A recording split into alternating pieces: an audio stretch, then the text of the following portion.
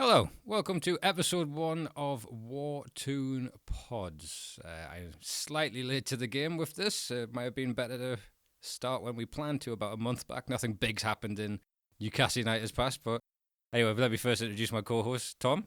Hello, you alright? All good? Yeah, we've been sat here for an hour trying to work out these microphones. Yeah, let's pretend we've just come in. Yeah. Like one of those housing shows that don't realise, oh, you're here now. We've just met. We're going to jump straight into it. So, yeah, first off, we meant to start a month ago, and as you may be aware, there's been some quite big news in Newcastle United's recent history. Just a bit. We couldn't seem more Johnny-come-lately. Seems like we've jumped on the bandwagon a little bit. Just on the back of this beautiful display against Brentford. Maybe hang on the back of the parade bus or something like that. Did you think we were going to win, but going into that? Did you have any hope? I had a lot of hope, but I thought it was just silly hope where it wouldn't happen. But actually saying that, when I watched Liverpool PSG, and I thought Liverpool aren't that great. But then I thought I was just being a bit too hopeful. But I honestly did have a feeling going into it. I thought we had a chance. I thought we were going to win. I had none.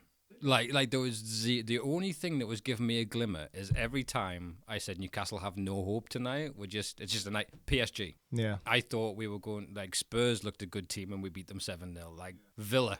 Oh, so you're just doing that thing where, we're not going to play well, and then no, we play really well.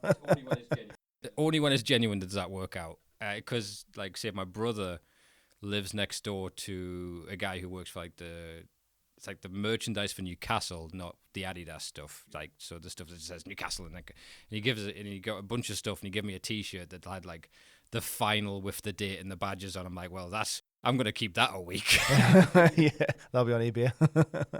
Nah, I did. I thought we were going to do it. I was quite confident for some reason. I just felt like it would be different this time. I did. In the first moments you saw they turned up, I gained in confidence a bit then, but. Everyone's talked to death about the Carabao Cup. We'll come back to it, but we are going to talk about last night's game. We're recording this on the Friday. So, was that last night, the day before? Day before. Lost off for days. Head's been in the podcast game. If you knew the effort this went into it, in War Toon Pods, that is name number 365. A lot of my early names were based upon rebuilding after a final defeat. We rise again. The rebuild. Yeah, we'll talk with Brentford then. Brentford. So coming into this one, were you worried about a hangover? Yes, very. Because I like Brentford as well. I really like Brentford. And I just thought I think they won 5 off the bounce away. Yeah. So I was thinking that's like not the game that we need at home when we've just come off the back of that. But then again, I keep thinking of old Newcastle, I want to say, where I get the feeling that we're just going to keep shooting ourselves in the foot, but we don't. I think Eddie Howe must have had them really, really drilled for this, like, to be fair. Yeah, I understand. We're too scarred from the pre-takeover and a little bit during the injury year. Yeah, I don't think that'll ever go away. Yeah, the minute we get a good player, like, for instance, like, the Isak crack, which that'll be a talking point. The Isak crack. I've never analysed someone's body language more than Isak. Like, he said toon on the bus. And I see all these captions like, I don't think he wants to leave. Yeah, he obviously loves us. He doesn't want to earn 200 grand a week more. It's like when he got on the stage, like, I eat war, kid. Do you know what? I was disappointed. I'd hoped he'd learned something else because he'd said that months back. Yeah. That's only what he's learned. He's not well anymore. He's gone, isn't he? Imagine if he did a Scouse, if he did a Scouse impression on there, like proper heel turned. Yeah. So what do you think? Do you think were you confident for Brentford or not? I was until I heard Bruno on stage, and I thought, oh, these guys are in party mode. Well, hopefully that. Yeah. I mean, if we'd got beat against Brentford, I think that would have been quite. It would have been cold water. Thing. I don't know. It's hard to tell. I think it could have been like a real downer, but getting that win now is like huge. Yeah. Massive, because I think we can go on a real run now. If you look at our fixtures at home especially, we could go on a real run now. No, I completely agree. 10-game season basically, isn't it? Completely agree, and we are a streaky team. Yeah. It's when the lineups came out, wasn't surprised it was unchanged from the cup final. No, I wasn't surprised. Was glad to see Damsgaard wasn't starting. He had a couple of chances actually, didn't he? He's decent. He was the one when Thomas Frank was speaking on, I think, Shearer's podcast. He was the one that Thomas Frank watch out for this guy this season. He's going to be class. Yeah, I thought he was going to be a good sign. I thought he would have done better, but he is really good. Do you think it was a penalty? I think it was 2 penalties. Yeah. Yeah. I think the first one, he went down too easy, but the second one I thought was going to be a penalty. I was convinced it was going to be a penalty. I was really surprised when he didn't give it, or didn't get checked and be given one of them. Well, the funny thing was Frank said it was the other way in the post-match. Yeah, I know. I was quite surprised with that. Because the player said he got the ball. Yeah, I think the second one was more of a foul than the first one. The first one he went down too easy, too soft. It's just the way Bruno was playing cavalier. It wasn't his greatest. But I don't know, because I'm watching. He's trying those through balls. Do you know what I mean? So there's a low success rate to that. So when the game started, obviously the crowd, they were up for it. Yeah. I watched it. Where did you watch the game? Was it at home? Yeah, just at home. We since I've my soon-to-be 2-year-old daughter, that's around her bedtime. We have a nightmare with bedtimes, getting her to sleep. So I'm figuring out, how do I definitely watch this match? So our routine is basically take her out of the bath, we'll get her dry, get her in the PJs, and we just lie her on the big bed and we chill out with her for an hour to an hour and a half. And frustratingly, around 90 minutes is what it takes to get her down in complete darkness and silence. So I'd had the idea to, we got a projector screen and we whacked the Amazon stick in that.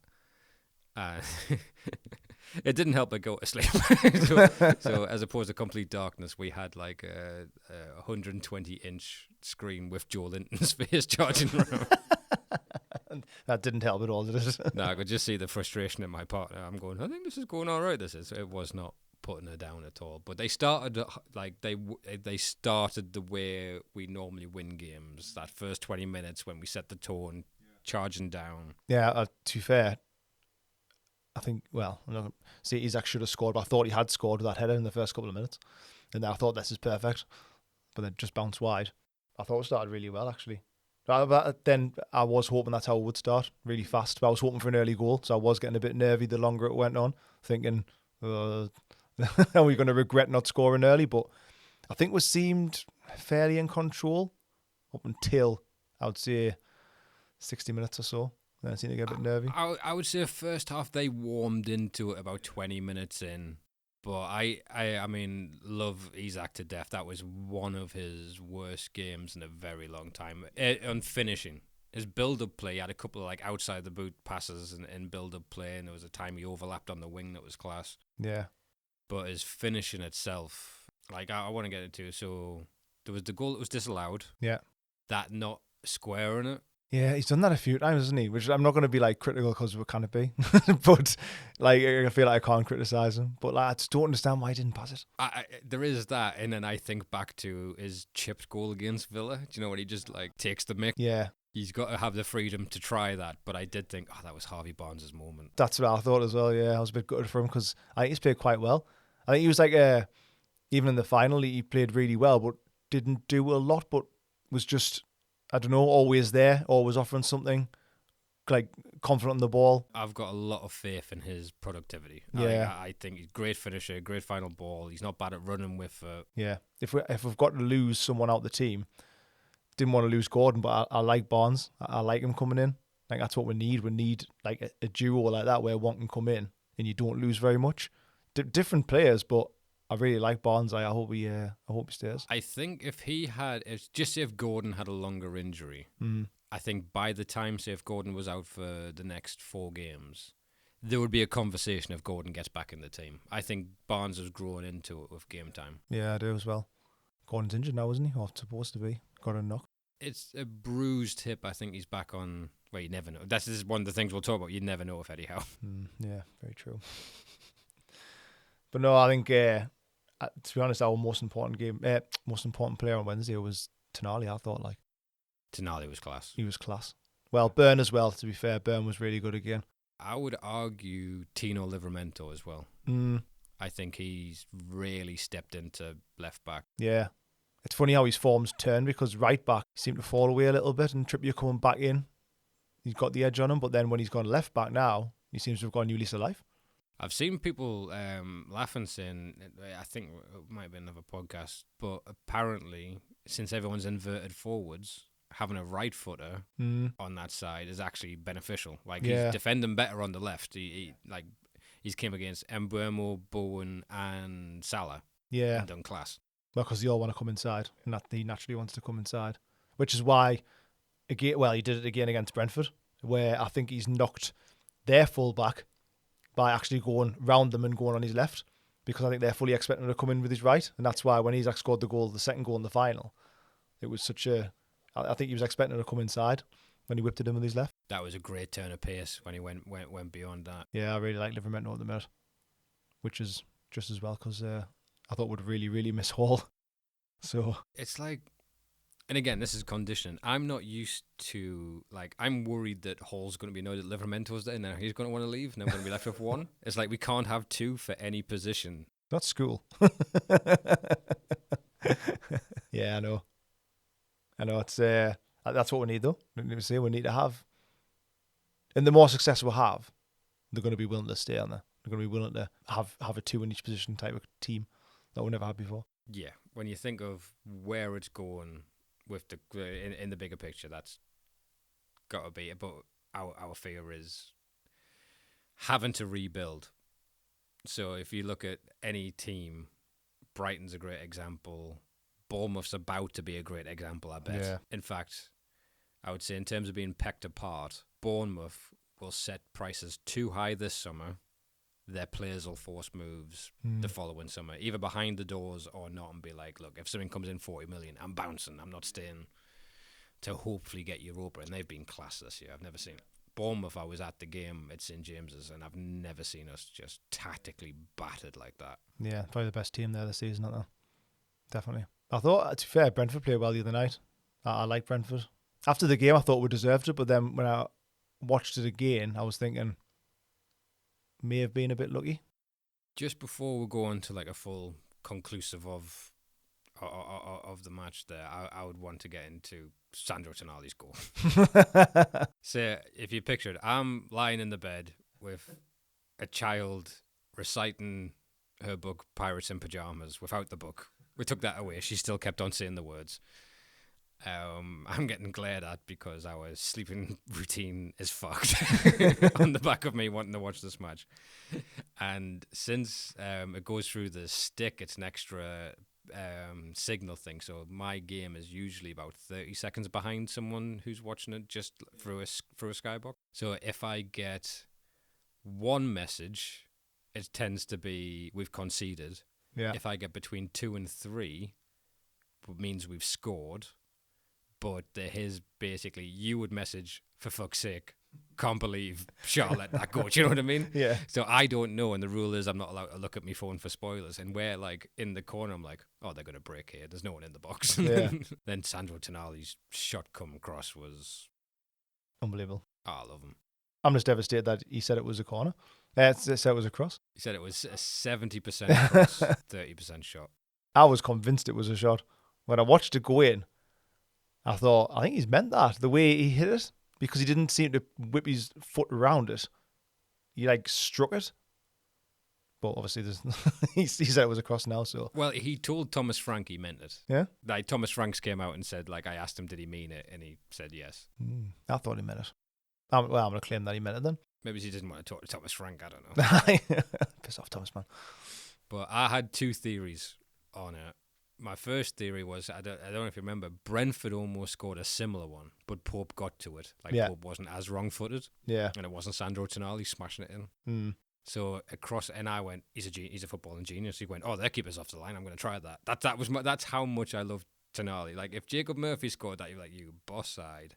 Fluke. He, like, oh, I mean, it's a meme, the face he pulls after he scores, but there's no way he meant that. Whereas Tonali did it as just like, he was aiming for the far top corner. He was incredible. The way he celebrated is like, he meant that. He meant it. That was a class goal, to be fair. And it happened at just the right time as well, because I felt like we were going to concede. Yeah, but the second theory on it was, I think he was lashing it, hoping the keeper would parry it. or take a nick off a defender. So he might not necessarily be needing to cross it. He just wanted to belt it in the box with pace and cause a problem. Yeah, that's probably what it was. If he's come out and said it was a cross, I think he's just lashed at it and hoped for the best, really. But Eddie Howe's came out and said he scores them in training all the time. If I was him, I would have said, of course I meant it. Obviously. There was a quote saying Eddie Howe's like concerned for his goalkeepers because of the power he can shoot. He said he worries about the wrists because he hits it that hard. Nah, but to be fair, he's really integral at the minute, I think, Tonali. Like, I wouldn't want to lose him. Well, Isak. But I wouldn't like to lose Tonali more than anyone else, I don't think. He looks a complete player. Yeah. And I think when he has a good game, it's usually the best I've ever seen a midfielder for Newcastle. I mean, his very best games for us is the very best I've seen a central midfielder play. Villa on his debut was... I've never been more excited about a player after watching that. He looks class. He just makes it look easy. He makes it look like I could play the same position. So that's how good he is, because he makes it look so easy. Like everything's really... It just seems effortless, doesn't it? Like there's no... It doesn't seem to force anything. It just seems to come natural. It's this quick one-touch passing. Yeah. Like, that he pings it forward, like just fires it. I think it took a while for people to get used to it. I don't think he suited the 8 as well as what he does the 6 by any stretch. Nah, I love him as a 6. I think it helps as well when you're not passing the long stuff off. It's hard, isn't it? Which I don't like to say, but now we've got that settled 3. It's like, I think that's the best midfield in the league. Put it out there. Who, especially with Rodri out, I think we're proved against Liverpool.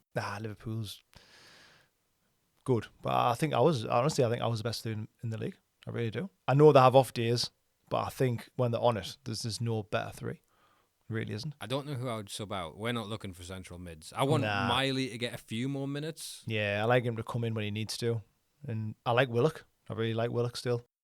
Do you know, he came on and he really made an effort. He looked like someone fighting for a place now that he's dropped down the pecking order. Yeah, definitely. I really like Willock. I like Longstaff, but he can't start anymore. Can he? He cannot. It was when it was ever that triangle, you know, like Bruno, Trippier, and then it's just one too many touches. It's just not perfect for the system on the transition. But the effort he puts in, and tactically he's always in the right place. It's definitely, it's someone I'd like to, if it wasn't a PSR world. Yeah. I would happily have him there the rest of 100%.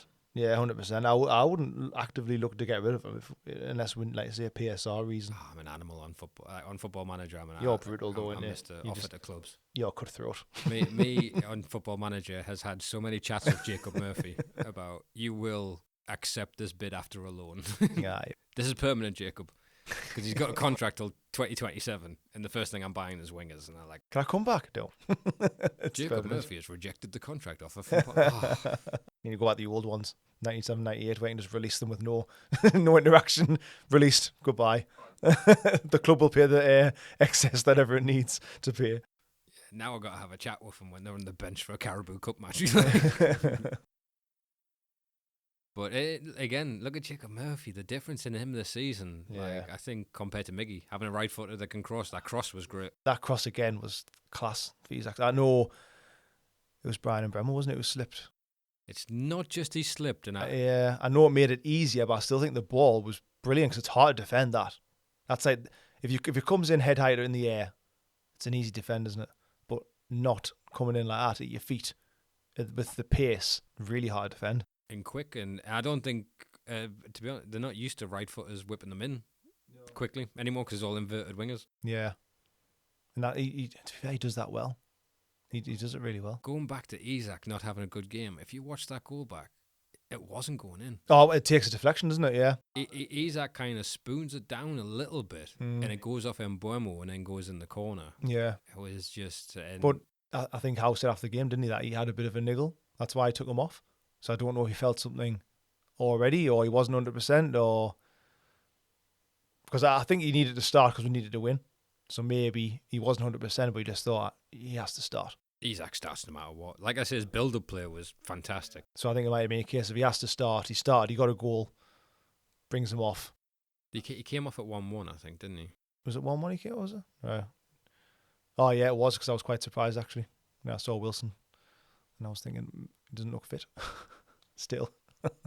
I want to see more of a Sula. That's what I'm excited for him. A, because he's a nutter, and B, I just think he looks a bit electric. Yeah. I feel like he could be really, really good. I'm hoping it's going to be like the Lewis Hall effect, where he doesn't play that much this year and then comes back next year and he's awesome. Well, now that that's like a thing, Yeah. I've got a theory that next year our top goal scorer is going to be Grankwell. Hasn't he scored like 3 in his last 3 or something? He's absolutely nailing it in the reserves now. He's like came into his own. He's like a part of the system. He may actually become a feature. I don't know, because like in those reserve games, it's difficult to tell. We've had plenty of Adam Armstrongs, Chopras. Yeah. There's a player, Bondswell, was on the bench for us against PSG, and now he's playing in He's gone somewhere else, hasn't he? like way minor leagues now, like foreign, so you never quite know. But there's a few. There was that right back. I was disappointed not to see him. I can understand Eddie being, a bit careful, particularly against like a big bullish team like Brentford. But that Leo Saha, Yeah, they've got a lot of hope for him. I think he looks meant to be good. That Neve who's on the bench as well. He scored again last night before, in the reserves. Alfie Harrison. There's a bunch of youngsters. We're going to start. One of the things of the podcast is we're going to start tracking A, how the youngsters are getting on, and B, our loanees that go out, because everyone's looking for a minter. Or a new Amiobi. if by that you mean a new loan manager. I didn't say which one. Might mean Sammy. Oh, if they sack Shoulder and bring Sammy in, I won't be impressed by that.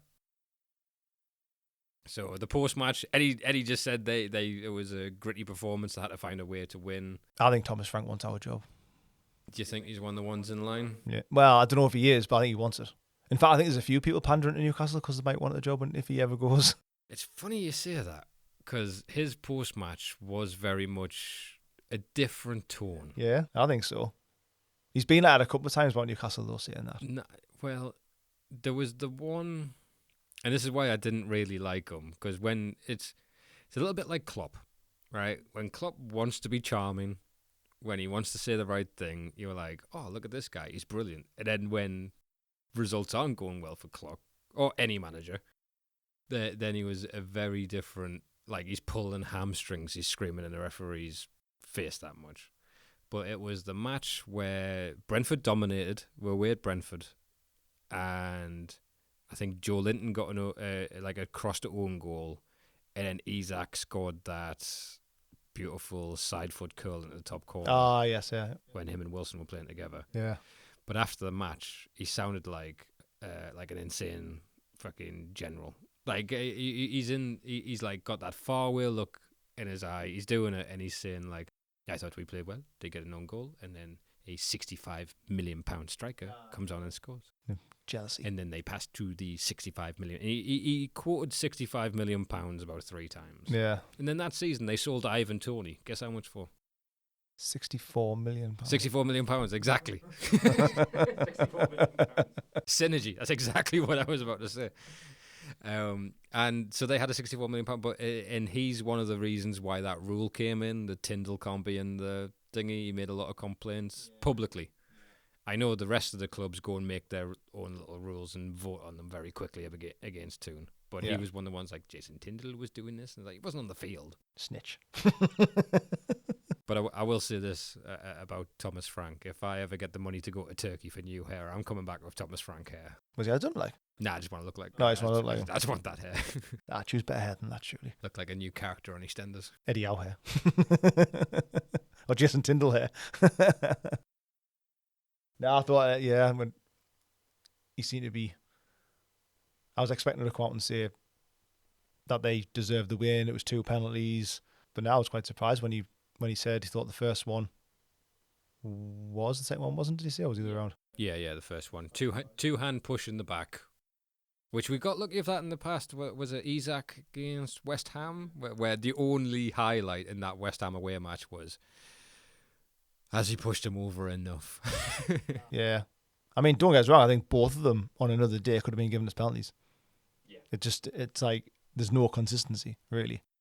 I really liked it when VAR first came in and every corner resulted in a penalty.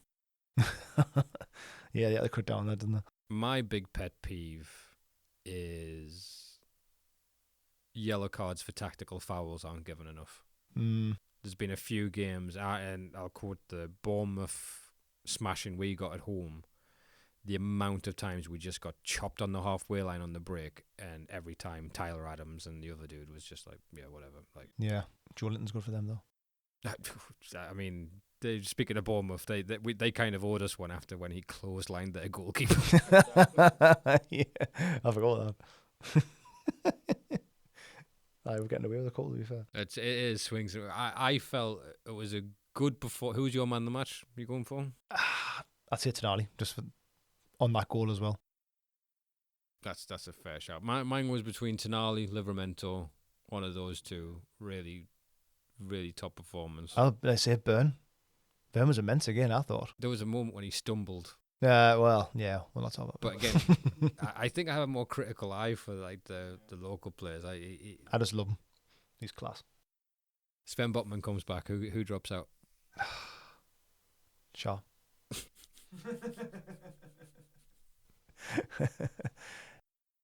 The minute, God, there's one Botman back fit.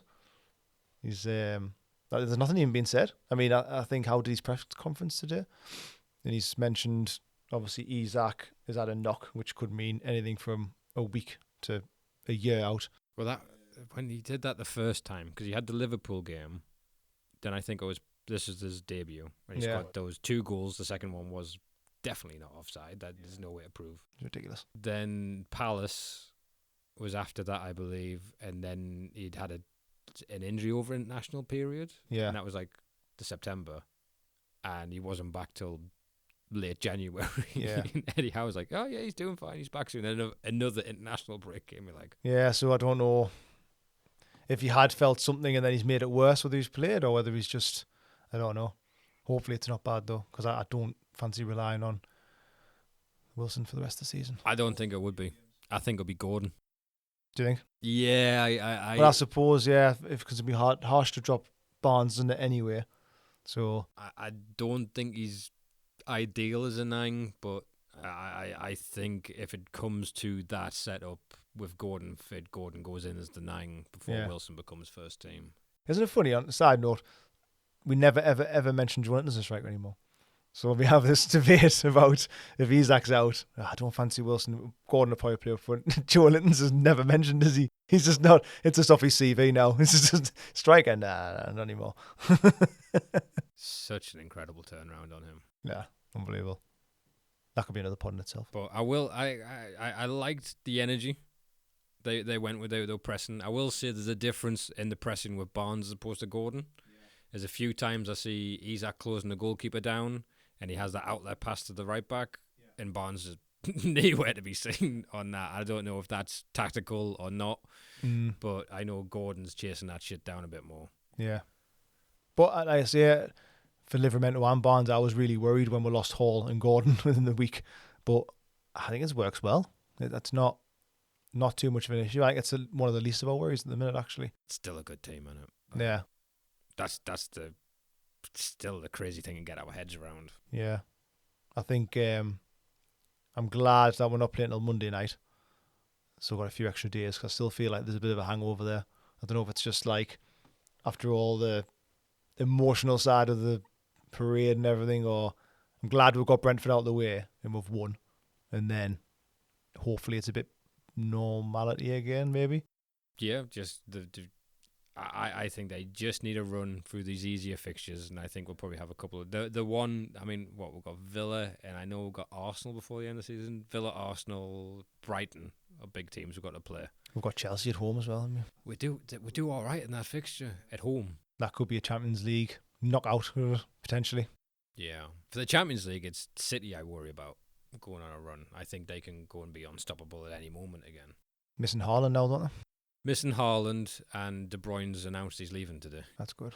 He's not the same player though. He's neat to Ali, is he? Well, again, that's exactly the issue, isn't it? Now, oh shit! Yeah, I just thought that. Now there's going to be like 6 months of clickbait between now and the end of the window of that Pep wants Tonali, Pep wants Bruno. Yeah, no, they can't have them. They have to pay a lot of money for them. I don't think anyone will come in for them. Too much money. Nobody can afford them. I'm confident. Yeah, those Qatari broke ass motherfuckers. What do you think for the Leicester game then? Any changes? I don't think we can make changes. I think that team stays the same. So Leicester Monday night.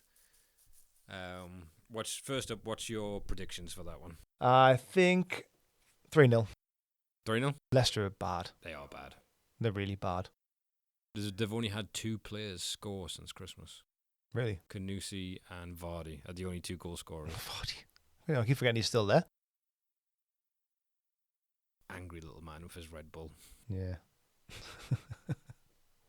No, well, I'll probably regret it being so confident because that's how I normally get caught out. But surely we'll go there and win. They've been poor, them. Been really poor. I don't think Van Nistelrooy's done them any favours. Yeah, they haven't really picked up. They haven't had like a purple patch they normally get. There's nothing. They've just dropped even further away. So we should win that. I was at the home fixture for that one. And they held out really well. Jacob Murphy missed some chances in that one. He got a goal and an assist, but he must have been, like, bless him. The full 90 minutes, if you saw it, he should have had a hat-trick of both. But what happened in that one is at half-time they had to bring off their goalkeeper. And within a minute, the new goalkeeper hadn't touched the ball other than to pick it out the net twice. I missed the first goal because we were queuing. My brother wanted to queue for a drink at the kiosk, and then on the concourse, and came back, and then it was like might as well have been a replay, just another cross in the box. Isaac needed it in, I think. I remember that, yeah. There's a funny argument going on. I've just been told, with the Leicester team, Harry Winks has refused to move to Leicester, so Ruud van Nistelrooy has fallen out with him because he has to do like a 100-mile round trip every day to training. Really? 100 miles there, 100 miles back. Nah, we've got to win that. We've got to win. And then Man U at home, isn't it? Man U at home on Sunday, yeah. Got to beat Leicester. Definitely beat Leicester, I think. What's your prediction? I'm hoping it's a rout. A rout would be lovely. Isaac's fit, bangs into, whip him off at half time, Wakasula on, Harvey Barnes scores a couple, just a fun game of football. I don't want it to be just a minging slog where you're worried about the players' healths. They've got a lot of games coming up, but it's got to be a win, that one. I mean, I'll take the 1-0. I'll not be picky. I'll take a poor performance in the 1-0. I'll be fine. I mean, I think Brentford, we were probably as lucky as what we've been. In terms of not getting penalties against us. The 2 goals, one was, possibly you could even say own goal Mbeumo. No one's taking it away from Isaac because it's Isaac, but that could be own goal Mbeumo. First off, he slipped on his arse, which he wasn't even moving. I don't know how he slipped, unless Isaac's done his trademark push in the back. Yeah. Slipped over standing still. I don't know how he's the one back defending that either. Yeah, well, at first I didn't realise it was him. And I was thinking, what's he doing there? Why? We'd want to go back to it, but his penalty that showed the statistics, he only ever goes to the right-hand side. Really? Yeah, like his last 6 penalties are all to the right. And Pope dove to... No, they were all to the left. They're all to the keeper's left? Yeah, keeper's left. So, but all the keepers are thinking, this is the time he's going to go the other He's way. going to change it. Yeah, so they're all sticking and twisting. But yeah, he went the exact same way again. All right, so just looking at some of Howe's press conference talking points there, one of the things he's having to defend, and this has got my back up a little bit, is Alexander Isak being injury prone. Okay. Because to me, I feel like there is going to be like a global attempt to bring his price tag down. And when you... When they talk about him being injury prone a lot, and he's had like he had the first major injury and then a couple of weeks here and there. But I wouldn't strike him as injury. He's injury prone, no. I've heard that before, though, question marks about his fitness and stuff. But I mean, he hasn't missed much of this season. Now he's played almost every minute. But I think that's one of the they want to create a thing of he's injury prone, so we're not paying 150 for it. He's got to be a 150 million pound player. You can't sit there and be like, oh my God, he's just like Thierry Henry. 70 million in a Liverpool reserve player? No. Now, when you see like what some of the players are supposed to be going to go for, or You mean anyone from the Dutch or Portuguese yeah, league? easily, yeah. I mean, nah, he's got to be at least 150 million, I'd say. I'd be annoyed at 150. There's nobody else out there, especially, well, I mean, he's played in Spain anyway, so Spain or England, the two biggest leagues. There's no one else you could guarantee you would buy and who would score goals like he can. He's the Thierry Henry regen for me. Yeah. Like he does it all. The modern striker. You look at him and Haaland, and I struggle to want to put Haaland in. I would have Haaland as a replacement by all means, but I wouldn't swap. No, I wouldn't swap him. But there's only them two at the minute who you could say, well, Harry Kane. But I wouldn't even put. I certainly wouldn't put Harry no, Kane in that I wouldn't. conversation. But as in guaranteed goals, I think he's in there as well. But as in this generation of strikers, there's nobody else. This is them two, really, isn't it? And he's not at peak physical years. He's built like he is he is in great shape as a physical specimen. He's fast. His size gets overlooked. He's like 6'3", but the whole he's injury prone. That Nah, it doesn't wash that. That's just, yeah, that could be a little sneaky tactic, that one, like, couldn't it? I don't think anyone afford him, though. I don't see him leaving. I don't. Who's going to afford him? PSG would be a worry. He wouldn't go to PSG, man. And I look, it's everyone talks about the selling out the way Liverpool are talking about Trent Arnold. He could have been a legend. Yeah. He could also win all those trophies while setting his family up for generations with generational wealth with the contract he would get at a Real Madrid on a free transfer. Yeah. As well as John Duran. I don't think he regrets his decision. No. He went for 70 million, wasn't he? Yeah. So you think about them terms. Think of how, then that's to the Saudi. Think of what we would be spending like if it wasn't for PSR. Yeah, but that's the thing, isn't it? I mean, that's why I don't think we'll sell Isak, because we could sell him for 150 million and we could spend money like there's no tomorrow. But who would you buy to replace him? I've got a suggestion. Go on. Hugo Ekitike. Well, I think that's who we would go for if he did leave. Because I'm watching him and I'm like, he looks like Isak. Yeah, that's all. I think there's a reason why we're after him, and then we went for Isak, and maybe Isak turned out better than they originally thought. Maybe it was a ploy. I don't know. I think, and this is pure speculation, right? We're in that PSR hole. We went for Hugo Ekitike, we went for João Pedro, and that got the here we go from Fabrizio Romano. I never see him be wrong after saying here we go. That deal got pulled, and then I think we spent 20 million more than we were meant to get Isak. There's something that changed. Yeah, I thought that because he's scoring goals now that Filling out, and he looks very, very good. he looks good. That's who I thought as well. If Isak did go, I think that's who they'll go for, because there's a reason they want them in the first place. I think he would score goals. Do you know when they do the club interview and they talk about how they've seen Shearer play once or they've seen the Champions League game? It'll be that, yeah, when I put enjoy and laughing emoji. Because that was always seen like it was aimed at Newcastle fans when he went to PSG. Like, I followed him on Insta on that when we were linked with him. And the amount of Newcastle fans who would, every time it was a picture of him on the bench or when we played them and he wasn't even in the team, they're like, could have been you, Hugo.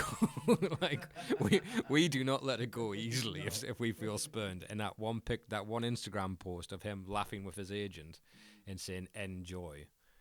But I also don't know how close we were to that deal because it's a wall of silence from the club. Yeah, exactly. You never know, dear. Not now.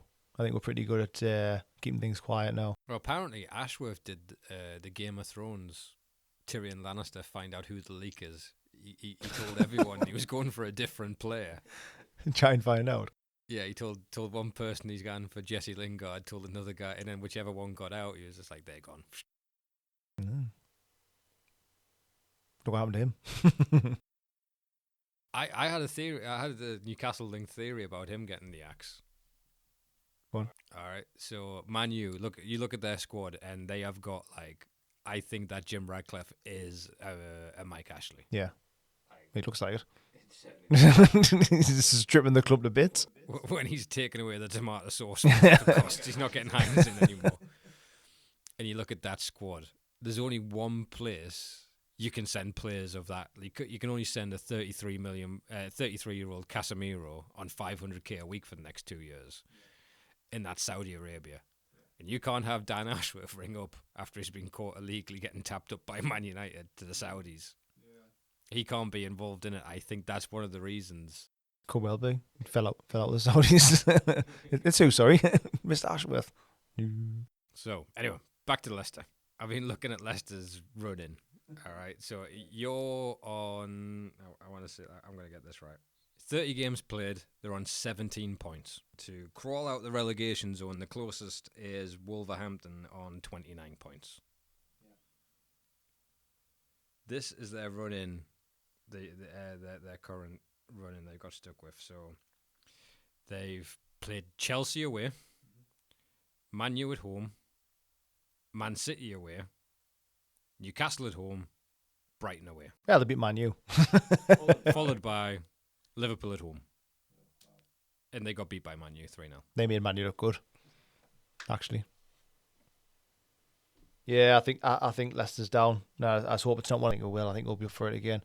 I don't think he's going to change much. I can't see him, because it's Leicester again, deciding to change things around. I think if Gordon is back, I don't think he starts. He said he'll wait and see on Gordon. But this is the thing of how whenever there's injuries and he wants to update, he goes, "Oh, we'll have to check the medical tests today." It's like, I think you got an idea, right? Yeah, I think you know. Yeah, I think if it sounds like Gordon's going to be injured anyway, because he doesn't need to rush him back, does he? Really? And he's saying he's got a hip injury.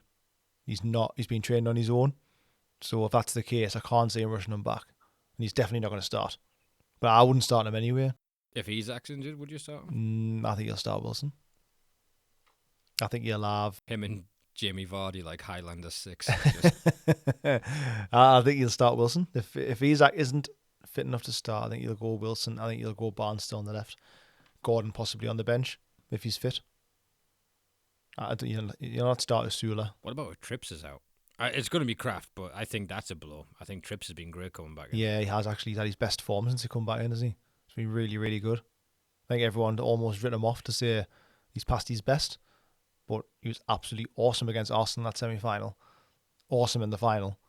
He's had he's had some of his best games for us in the last few weeks, I think. I would say that. So he will be a big miss, because we do need him.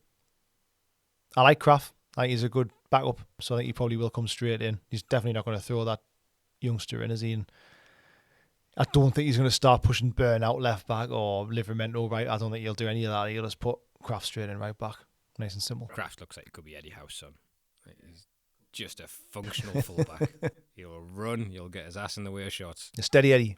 I can imagine when they're picking teams, it'll be like, the Brazilian Samba boys against Longstaff and Kraft. That he's just cheering them on. But yeah, this has got to be a comprehensive win. Yeah, I see. I'll take a 1-0, but it should be. I'm gonna go 3-0. I'm gonna say it might be a good game if Wilson did start from the score. Just get his confidence up. It was like he just doesn't look like mobile enough. I mean, he might be needing game time. We're pretty harsh. Do you know what I mean? Like, we're willing to wait on Asula, but Chris Wood, we weren't. We didn't fit his style of play anyway. But no, I think Wilson will start if Isaac isn't fit, and hopefully he gets a goal. Especially if Isaac's going to be out a few games, gets his confidence up, gets his fitness up. He falls apart. Do you remember when he came back and then against Notts Forest, he tried to push the centre back? I want to say Willie Bollion, and he ripped his pec muscle doing it. Yeah, that was ridiculous. It only happened to him. That was ridiculous. Okay, so let's bring in a section that I'm looking forward to, and we're going to do more, and it's how to be thankful for what we've got, and it's manager watch. I know where this is going. Is as much as I complain about Eddie lying or Eddie making sure he doesn't say anything too controversial in a press conference. He gave himself a day to celebrate. Yeah. He was just excited to see Anton Deck on the bus tour. So what I would like to take a look at is someone that I am becoming more and more fascinated with just the decline of, and that's Ange Postecoglou. Like, if we had Ange Postecoglou right now, He's absolutely lost the plot, hasn't he? He's completely lost the plot. It's unbelievable. my ideal job right now is to be a reporter that asks the question that makes Ange sad each week.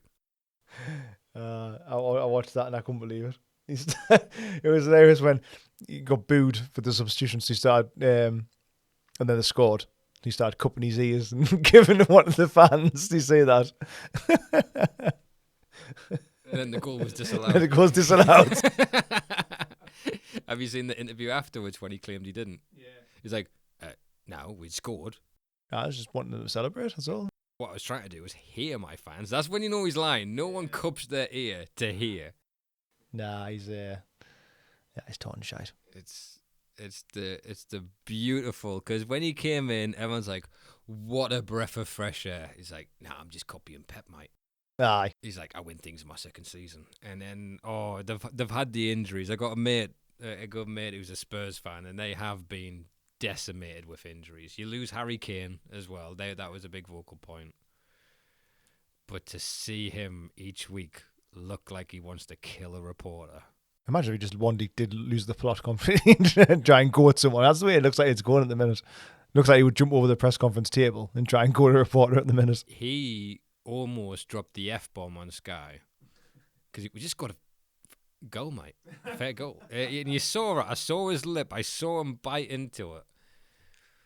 But he's just so despondent, and it's. Trying to last the season. Yeah, because Levy doesn't want to sack. I imagine there's a point in the summer it becomes cheaper to sack him. But I don't think it's entirely his fault. They may let him build a team. But it's when so he did a press conference about his players coming back from injury, and then someone went, have you seen the pictures of Daniel Levy having coffee with Mauricio Pochettino? It's like, yeah, I don't think he's intentionally trying to put pressure on me. If you ask Mauricio about that, he'll probably give you a clear answer. Yeah, but why is your chairman meeting with him? Look, mate, my job. Look, mate, fuck off. It's every week it's when he's going back down the tunnel, his players have to carry him away from the fight. What'd you say, mate? He's like a drunk mate, night out. Oh, just leave it, man, just leave it. He's not worth it. He's answering questions like, all right, picture the family scenario, right? The dad's cheated, being kicked out of the house. He's now allowed back in the house to see the kids, right? And he's answering one-word answers, going, I don't know, mate, I'm just here. I'm just here for my kids. All right. Just don't ask me any more fucking questions about my life, Sharon, okay? Yeah. I think everything hinges on their Europa League, innit? The Europa League, yeah, that's going to be him boiling point if they don't. They've got some good players. I like the look of Archie Gray. I think him from Leicester, he looks good. He looks decent. Begvel looks incredible. Yeah, he looks class. Where did he even come from? He was like a Champman worldie. You pick him up on Champman, he was literally the Swedish leagues. Yeah, he is good, him. Chose Spurs over Barcelona to get the first team football. I don't think you imagined quite how much first team football this season. Yeah, he's been good, actually. But there was when they were playing in probably the early rounds of the FA Cup. Yeah. And it's now his back's up against the media, and whatever they say, he's going to come back and try and be in the right about. Like, you can just tell he's like primed and ready, and they say something like, it was the match they got taken to extra time, or they scored a last minute goal, and it was against like a third division side or a conference team. And the question in the pre-match was, how is your £1 million superstars going to deal with being in those changing rooms? And he went, first off, mate, they're human beings. And I'm like, oh, you're going to the human beings. What do you think he looks at on the floor? every time he does an interview, he stares at the floor. I wonder what he's looking at. He's just been put back on report by Daniel Levy. He has to get it signed after every match. Oh, you got a 2 for the Brentford game. What happened there? Fuck. Oh, and what was it? There was There was another one where his player, there was a foul that played on. He didn't get the yellow, but it should have been a yellow. And they asked him about it, and he was so happy to point out it happened to them the week before, and that's the rule, and you can't complain about it. Do you know what I mean? It's like, no, because they told me last week. So that's actually in the rule. And he's too into it with the press. I think that's one of the issues with managers coming into this league. He was at Celtic, like. They've definitely got him, like. They've wound him right in, haven't they? We've got one. We've got one. He's definitely wound him in. My one of my favourite, and this we'll stop manager watch on this one, but my favourite manager moment is when we had Steve McLaren. Yeah. And he comes in. Bad times. We've just been battered. And what a team he had, by the way. He had a decent team. We think Wijnaldum, Sissoko, De Jong, CM De Jong. Yeah. Talking about that. Yeah. Mr. Knee-lungs. No, but he was good though. His lung collapsed pre-season. Yeah. Even Luke De Jong. Marshmallow boots. he's still knocking the goals, isn't he? Yeah, he did go. I think he went to Barca in the end, didn't he? Barca or Milan or someone. Became a big target man. Joselu. But Thorfinn went on and almost got like the most assists of anyone. Yeah. When he played for Marseille, he was there for a game, and then McLaren said he hasn't got it. Get him out. But anyway, so we've just been battered by someone. McLaren comes in with a smile on his face, and I think the first question is Craig Hope, and he just goes, "Steve, what was that?" And he just gets up and walks out. And that's why he chased him down the corridor. That's class. Yeah, more gutless performance. I'm like, I love these reporters. The reporters are a part of the lifeblood of Newcastle. To be fair, Craig Hope. I really like Craig Hope. I loved when he called Bruce out that time. And he's like, "You call me a liar." That was class. Was that about St. Maximin, wasn't it? About St. Maximin, I think. What, was it when he was getting fined or something? Yeah, something to do with the dad. A bit of a bust-up, apparently, on the training ground. And Craig Hope reported it. Oh, it might have been Richie and Dwight Gale, because that's all came up. Yeah, and then he reported on it, and then, Bruce saying, "You call me a liar." That was great. It's when you're going, "Well, I hope you got in trouble telling your paper." Yeah, saying that I'll be sacked. I can't stand him. Can't fucking stand him. I loved the Dwight Gale. The Dwight Gale saying that everyone's laughing. He's got his trainers and whistle now because the Saudis are watching him. Yeah, that was class. All right, so we will be back. We will see what happens with the Leicester match. And excitingly, we've got a house band for the podcast. So this is the first time the world is going to be able to hear, what do we call them again? YAI Man. Playing us out. Thank you very much for listening. Thank you. Bye-bye.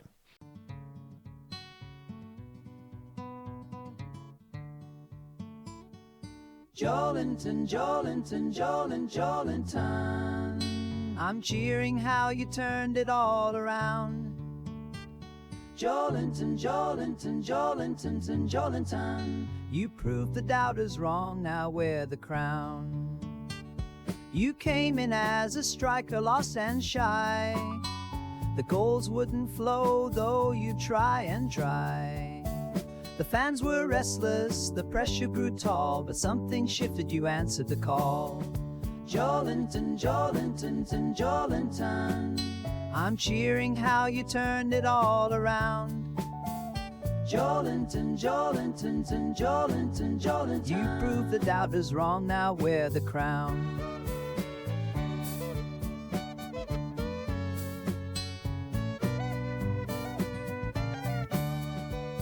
In midfield you bloomed, a warrior's stride, tackles like steel with a tune as your pride. From flop to a king, you rewrote the tale, a Brazilian storm, you would not fail. Jolinton, I'm cheering how you turned it all around. Jolinton, you proved the doubters wrong, now wear the crown. The St. James roar, it echoes your name. A phoenix from ashes, you've changed the game. No longer the shadow, you stand so tall.